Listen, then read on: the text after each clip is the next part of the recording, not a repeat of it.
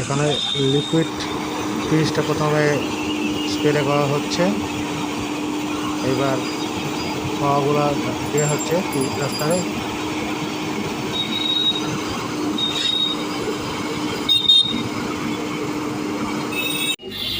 বুঝতে পারছো এখানে রাস্তা হচ্ছে এবং পিচের ওপর এখন রোলার দিয়ে এটাকে সমান করা হচ্ছে।